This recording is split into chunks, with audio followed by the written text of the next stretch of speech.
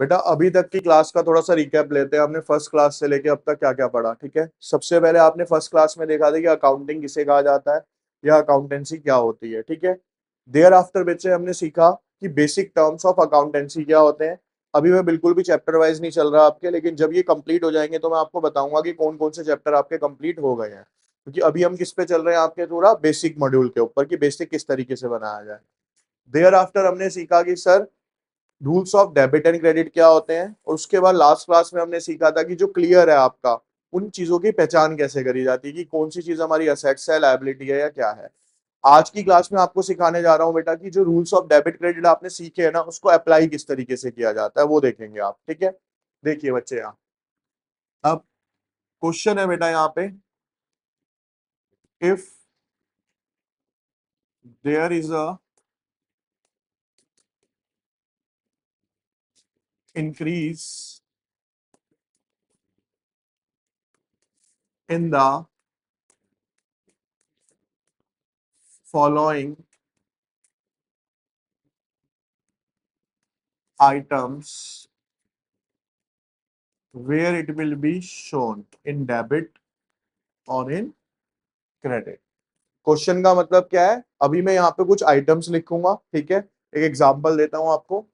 यहाँ पे सबसे पहले क्या आएंगे बेटा हमारे पास आइटम्स, देयर आफ्टर क्या आएगा यहाँ पे इसका नेचर। क्वेश्चन किसके डिमांड कर रहा है कि ये क्या हो रही है सारी की सारी इंक्रीज। अब जब भी अभी स्टार्टिंग में आप क्वेश्चन करोगे तो ये रूल आप अलग से जरूर लिखेंगे सब, क्लियर वाला। क्या है सर, ये बढ़ेंगी तो डेबिट, घटेगी तो क्रेडिट, इसका वाइस वर्सा, डेबिट और ये, ठीक है। अब यहाँ पे हमें इसके अंदर ये बताना है बेसिकली कि ये डेबिट होगी या ये क्रेडिट होगी, ठीक है। बेसिक है कॉन्सेप्ट। जैसे कि बेटा पहला टर्म आया आपका यहाँ पे क्या, बिल्डिंग। क्या आया, बिल्डिंग। बिल्डिंग का नेचर क्या है, असेट्स है। क्या है सर, ये हमारी असेट्स। आपने यहाँ पे लिख दिया सर ये क्या होती है हमारी, हो क्या रही है सर ये इंक्रीज। असेट्स का रूल क्या है, इंक्रीज होने पे क्या होती है सर, डेबिट। तो सिंपली आप यहाँ पे क्या लिख दोगे सर, यहाँ पे इसको डेबिट। इजी है ना। दूसरा सर आउटस्टैंडिंग रेंट, क्या नेचर होगा बेटा,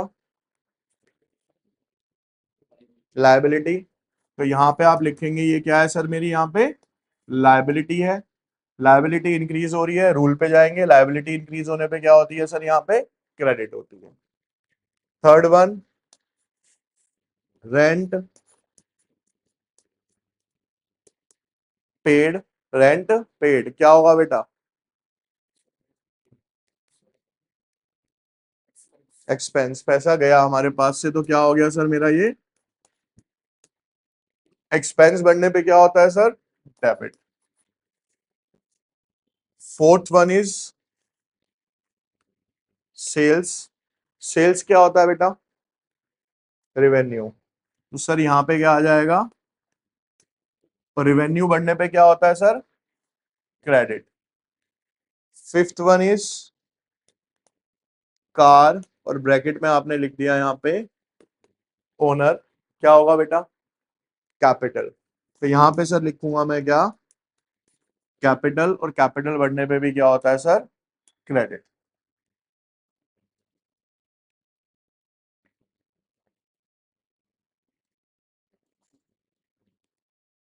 अब सिक्स्थ वन, कुछ टर्म्स थे बेटा जो रह गए थे, हम वो भी पढ़ लेते हैं साथ साथ।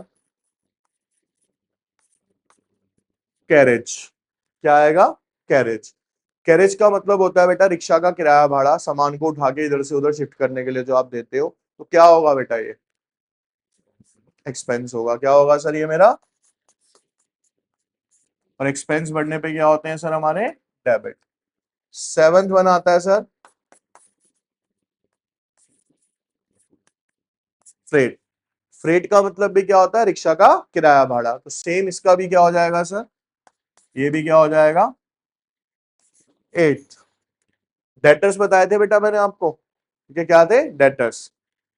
अब यहाँ पे पहले मैं लिख देता हूं डेटर्स। डेटर्स क्या होते हैं सर? जिनसे मैंने पैसा लेना है। It is a assets for us, और ये बढ़ेंगे तो क्या होंगे सर? डेबिट होंगे। अब होता क्या है बेटा, मैंने ना किसी को माल उधार बेचा था, उससे मैंने 1 लाख रुपए लेने हैं, लेकिन वो किसी तरीके से बिजनेस में उसको लॉस हो गया, कुछ हो गया, वो बैंकरप्ट हो गया। क्या हो गया बेटा? अब वो मना कर देता है, सर मैं आपके पैसे नहीं दे पाऊंगा। तो उस कंडीशन में वो जो टर्म बनता है ना बेटा हमारा, वो टर्म कहलाता है बच्चे यहाँ पे, इसे बोला जाता है क्या? Bad debts. यानी डेटर का शॉर्ट फॉर्म लिख दी जाती है डेब्ट्स। बैड डेब्ट्स का मतलब क्या है? वो पैसा जो कि मेरा पैसा डूब गया, अब मेरे को मिलेगा नहीं। यानी मैंने उधार में सामान बेचा था, किसी रीजन से वो पैसा देने के लिए मना कर देता है, वो पैसा क्या होगा बेटा मेरा? अब डूब गया। तो ये क्या कहलाएंगी? Bad debts. ये एक तरीके का क्या है बेटा? लॉस है। अभी हम सिर्फ इसको एक्सपेंस मान के क्या कर देते हैं यहाँ पे? डेबिट। क्योंकि एक्सपेंस बढ़ने पे क्या होते हैं? डेबिट। ठीक है। अब एक चीज आती है 10th। ये पूरा का पूरा चैप्टर आएगा आपका, जिसका नाम है बेटा एक टर्म का यहाँ पे डेप्रिशिएशन।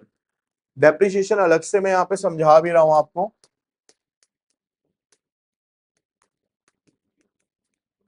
देखो बेटा, आपने एक नया फोन लिया, ठीक है, मान लो 20,000 रुपए का, आप दुकान से लेके बाहर निकले, अब आप उसे बेचना चाह रहे हो, तो कितने का बिकेगा? 20 का बिक जाएगा। वैल्यू क्या हो जाएगी? 6 महीने बाद और कम, 2 साल बाद और कम। इसे ही डेप्रिसिएशन बोलते हैं। क्या? रिडक्शन इन द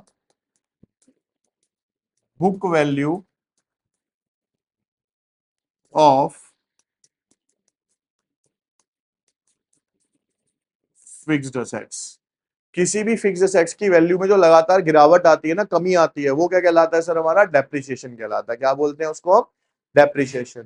तो यहाँ पे 10th टर्म है डेप्रिसिएशन। डेप्रिसिएशन का नेचर क्या होता है सर? हमारा एक्सपेंस है, क्योंकि सर वैल्यू को क्या कर रहा है हमारी? वो कम कर रहा है। तो एक्सपेंस भी बढ़ेंगे तो सर क्या होगा यहाँ पे? ये डेबिट होगा। क्लियर हुआ ये? तो आपने नए टर्म्स क्या सीखे? एक सीखा बैड डेब्ट्स और एक क्या सीखा? डेप्रिसिएशन। एक नया टर्म और लेते हैं आज की क्लास में,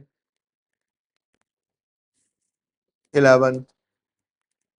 अभी ऊपर बैड डेब्ट्स हो गए थे, अब मैं यहाँ पे लिखता हूं बैड डेब्ट्स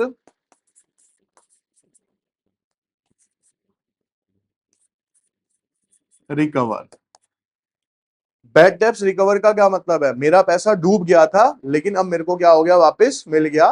कोई डेटर था, उसका पहले लॉस हो गया था, फिर वो 2-3 महीने बाद आता है, सर मेरे को पैसे मिल गए, ये लो आप अपना पैसा भैया पकड़ लो। तो बैड डेब्ट्स रिकवर क्या है सर? मेरा रिवेन्यू है, क्योंकि पैसा आएगा। ठीक है, तो जब पैसा आएगा तो बढ़ेगा, और ये क्या हो गया सर? मेरा यहाँ पे क्रेडिट हो गया। क्लियर है? ठीक है।